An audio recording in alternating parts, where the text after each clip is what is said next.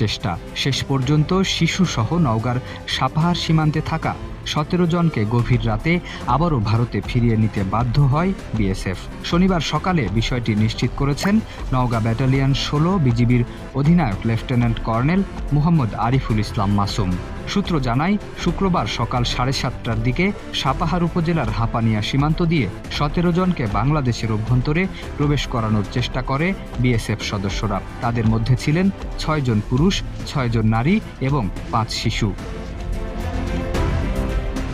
খবর পেয়ে ঘটনাস্থলে টহল জোরদার করে বিজিবি। প্রায় ১৯ ঘণ্টা ধরে বিএসএফ ওই ব্যক্তিদের বাংলাদেশে প্রবেশ করানোর চেষ্টা চালালেও বিজিবির সতর্ক অবস্থানের কারণে তা সম্ভব হয়নি।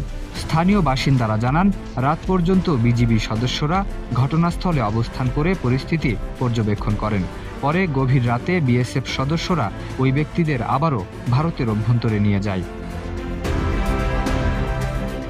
বিজিবির অধিনায়ক লেফটেন্যান্ট কর্নেল মোহাম্মদ আরিফুল ইসলাম মাসুম বলেন, মানবিক কারণে শুরুতে ওই ব্যক্তিদের শূন্যরেখার কাছে অবস্থানের সুযোগ দেওয়া হয়েছিল। তবে সন্ধ্যার পর তাদের নোম্যান্সল্যান্ডে পাঠিয়ে দেওয়া হয়। রাত ১টার দিকে বিএসএফ সীমান্তের লাইট বন্ধ করে দেয় এবং পরে পুশিনের চেষ্টা ব্যর্থ হওয়ায় তাদের ভারতে ফিরিয়ে নিয়ে যায় বলে ধারণা করা হচ্ছে। তিনি আরও জানান, সীমান্তের ওই এলাকায় বিজিবির টহল ও নজরদারি জোরদার করা হয়েছে এবং যে কোনো ধরনের অনুপ্রবেশ ঠেকাতে সদস্যরা সতর্ক অবস্থানে রয়েছেন। শরীফ উদ্দিন,